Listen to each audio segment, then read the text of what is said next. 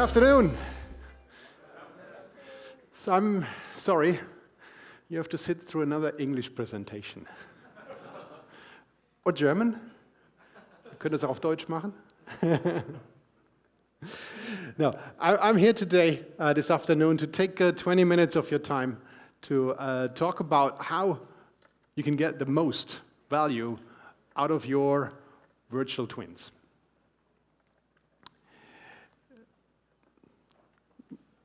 Big boss Samson showed this slide this morning.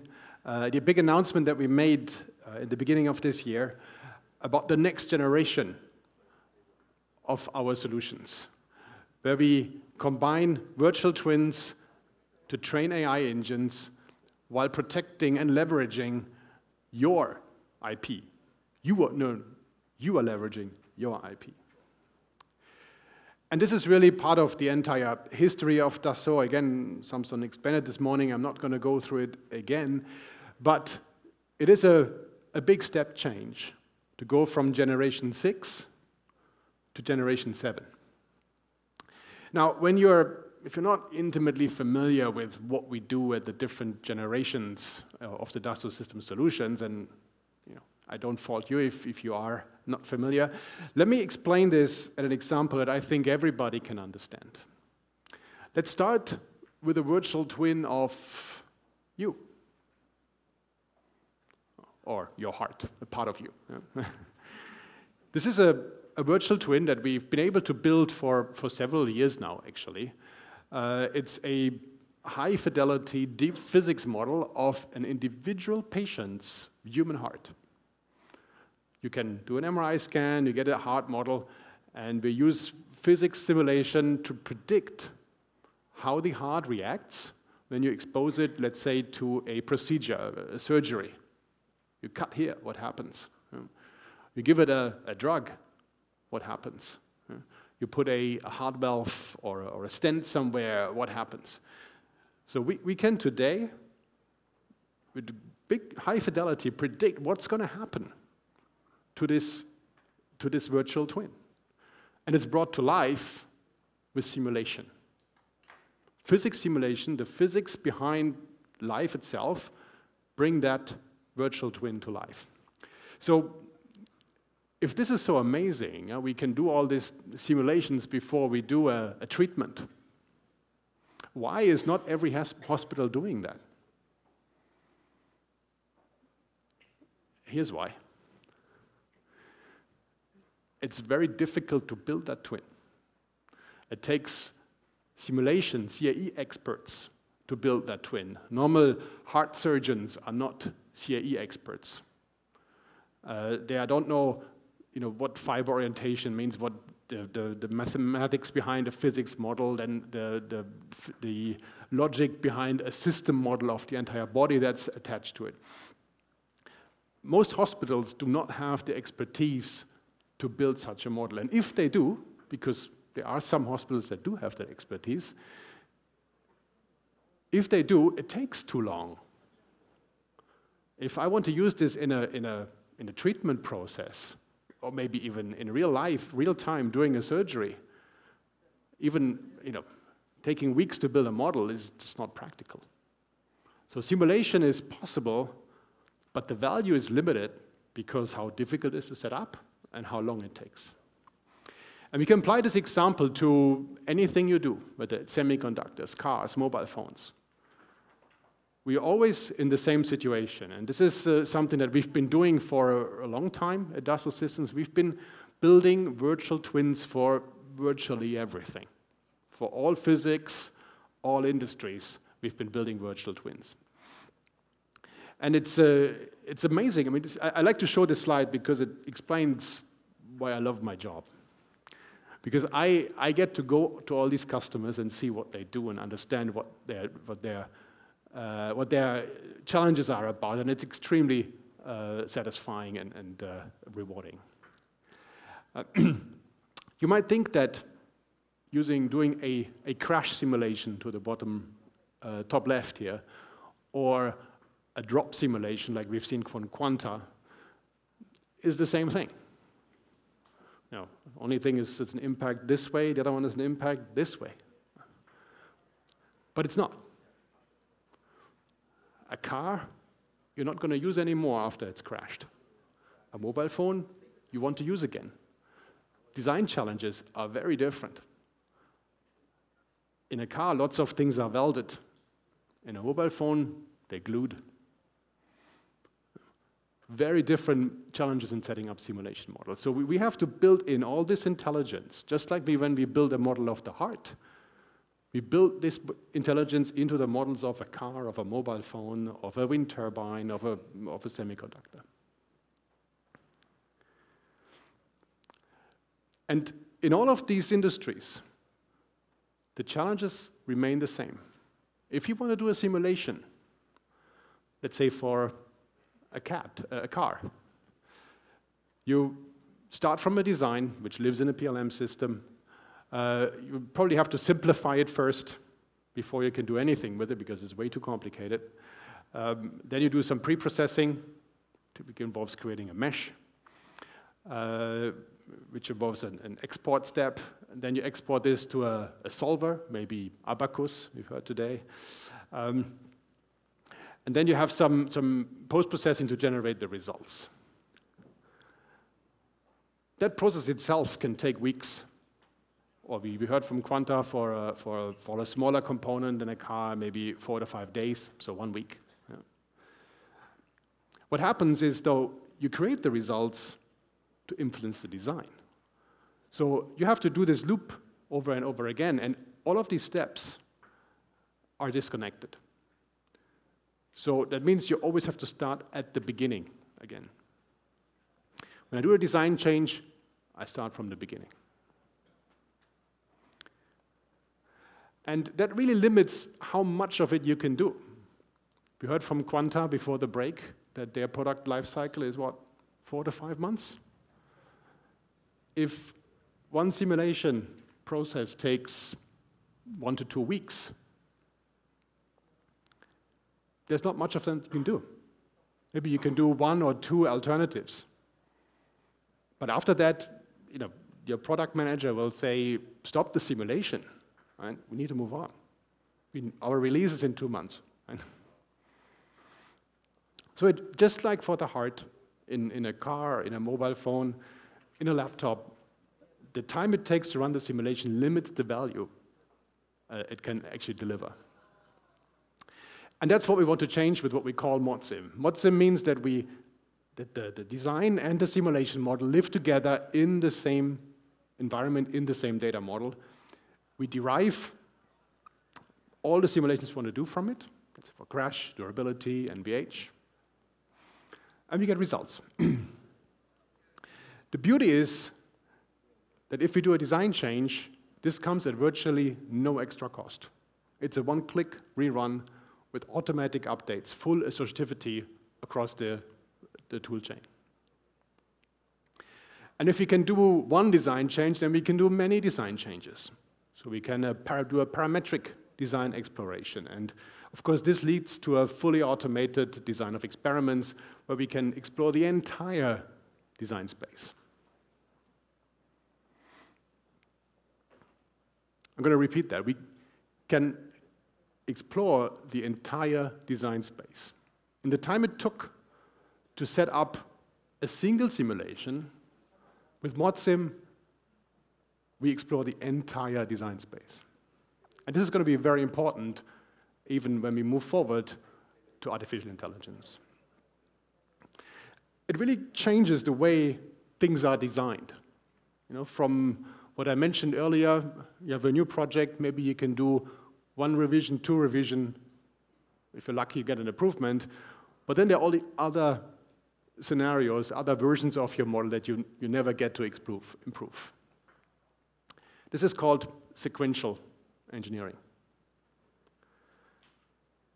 What we want to propose as ModSim is concurrent engineering. I explore all the alternatives up front, and then I make a decision based on the data.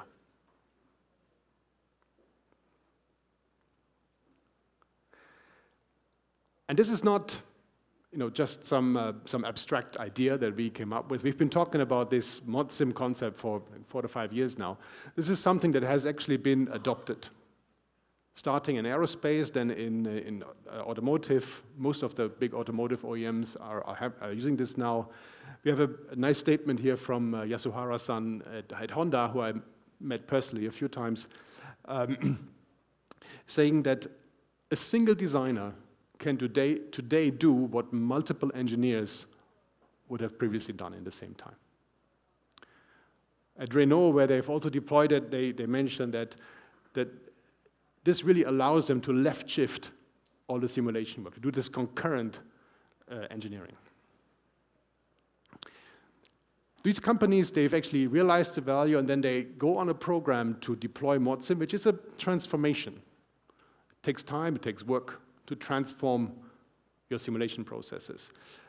Other companies, maybe startups who don't have simulation processes yet, are in a better scenario, a better situation, because they just never adopt the old way of working. So here's a company from India, from Bangalore, Quagos. They make these modular electric scooters for last mile delivery, even for mobile ambulances, for kind of vending stands. And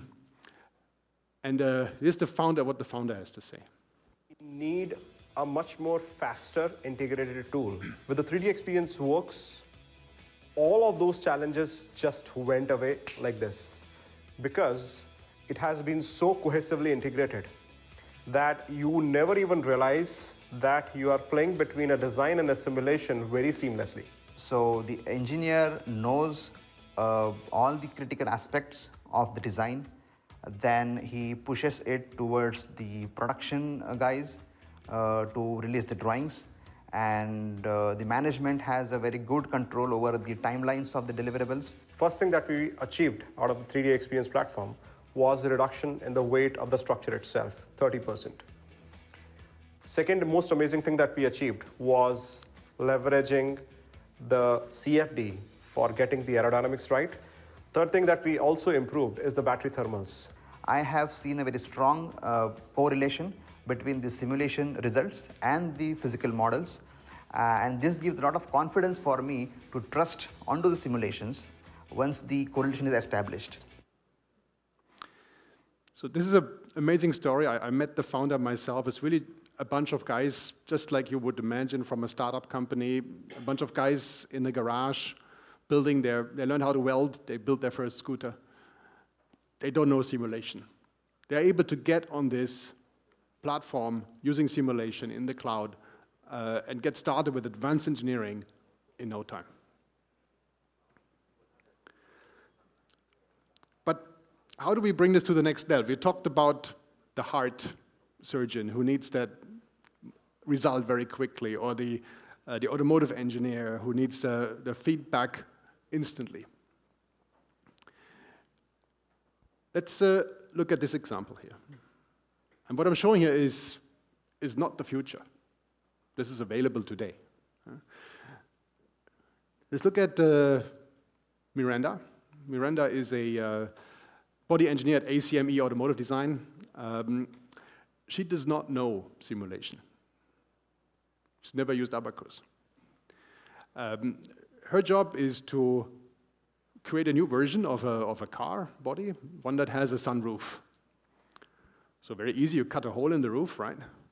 But then you have to change the design to make sure it's still safe, it's still stiff, it has all the aspects of a car without a sunroof.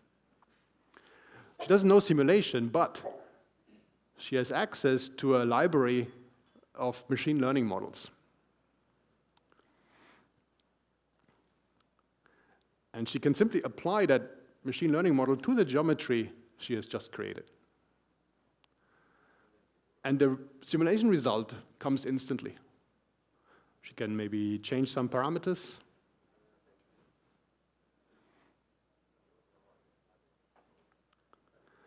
And then don't blink when she clicks predict. That's the new result. It's that fast. And that's a result that looks and feels as if it came from Abacus. It's a full 3D result, even a transparent result that you can manipulate, you can post-process, you can animate as if it was calculated by Abacus. Except it just took milliseconds to generate from a machine learning model. The nice thing here is now that Melissa, she can, together maybe with her colleagues in a meeting around the table, she can explore different versions of that model or even the entire design space before lunch. In the time it took other companies who have not adopted machine learning, weeks to build a single model, one data point. Melissa explores the entire design space before lunch. Imagine the disruption that this could cause in how we design everything. We can have meetings with our colleagues, sit around the table, oh, this, okay, yeah, this is the best one, we're very confident, let's move on.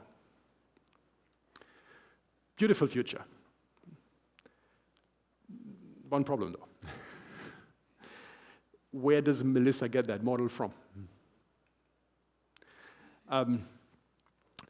Actually, many people know how to build machine learning models. It's not, with the last 3 to 5 years, this has exploded. Many companies are doing it. Many of our customers are doing it.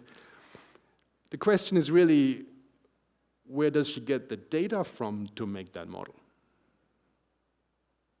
Well, the model comes from Mike. This could either be someone working for Dassault or someone working in your organization. Mike has built this model. Mike has built this model with training data that he generated. And you know that when you train machine learning models, you need a lot of data. How do you generate a lot of data? Well, with ModSim. Very easy. We've just introduced that earlier, a concept on how to generate many results for a design. So Michael can easily create a large amount of synthetic training data for a virtual twin because he has ModSim. And then, of course, he's good at machine learning, so he takes all this data, puts it in a machine learning model, and delivers it to designers like Melissa or other colleagues who then consume the model, who infer the model and use it to quickly explore the entire design space.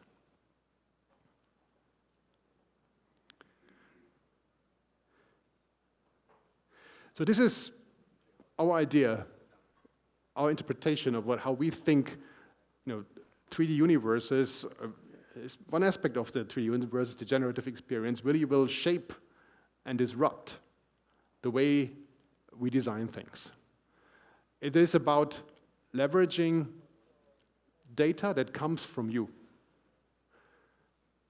to build highly advanced machine, highly specialized, highly trustable machine learning models that will change the way we innovate. And there's a very profound thing to remember here. The data that trains these models is not available on the internet. It's not available from your competitors. It's not available from us. If you need a machine learning model to innovate, to create your next version, your next generation of your design, the data that trained these models comes from you. And you can create this with simulation, and you can create a lot of it with ModSim. Thank you. 那由以上演讲，大家可以知道，我们达梭系统现在针对于我们所谓的 Virtual Twin， 已经从一个概念的阶段，来到了一个可以真实落地的一个阶段。所以，不管你是产品在各个物理场上，包含像所谓的电池、结构、热流，甚至你想要做到一些声学、噪音等等，我们都可以将你的实际的产品建立一个虚拟的模型，并且在这个模型中，我们可以在早期设计阶段就达到所谓的验证，甚至对你制造上有任何的问题，都可以在前期就可以去做预防。而且在我们平台上呢，可以将这些不同的多物理场过往可能在你们的物理场里面，个别是个别的分析。那现在我们可以将这些不同的物理场资料传递，简单的整合在我们的3D 平台上，然后直接做到资料格式上传递。因为在我们平台上是统一格式的，所以就可以简单的将这些资料去做直接的传递。那至于刚刚所谓的 modeling and simulation、masking 的概念，也是我们这几年达梭系统不断在向客户所推崇的一个概念。过往也是我们在设计跟模拟，通常都是以不同部门去执行的。那中间其实常常会有所谓断联的现象。那现在我们在设计更改之后呢，我们在我们平台上可以直接将你更改的结果传递到我们的 CE， 甚至一键就可以 update， 去让你的分析直接跑出一个新的结果，包含你的match啊、边界条件等等，都不用重新再去做设置。那进一步我们要做的就是最佳化。过往最佳化是一个一直都有的概念，但如果你的设计跟模拟没有办法做联动的话，其实你最佳化 server 再好，其实这个流程上你就是会被断联，你就是没办法将它一体化的一条龙完成。所以这样，当你将你们的设计跟模拟在我们平台实行所谓的一体化之后，那之后我们就可以继续做最佳化或甚至敏感度分析，可以直接帮客户去找到你们最好的结果。那进一步呢，我们就更希望将 AI 导入我们的 masking 概念里面，所以我们叫做由masking 为 base 的一个 AI 分析。未来我们甚至将你过去 CE 可能要花费几个小时，甚至几天时间才能完成的模拟，我们都可以在几秒甚至几毫秒内去做一个简单的分析，帮你找到一个最佳化的结果。OK， 最后我再重申一次，现在达梭所谓的 Virtual Twin 不是单一只是将你们一个实际上的模型建立一个虚拟的东西去帮你做取代而已，我们是真实将你的数位资产整合在我们的平台上。并且我们是跟客户一起去做 co-work， 协助客户在你们的制造成本，然后减去你们的迭代次数，让你们有一个更智慧的方式去制造出你们一个更好的一个产品。OK， 谢谢大家。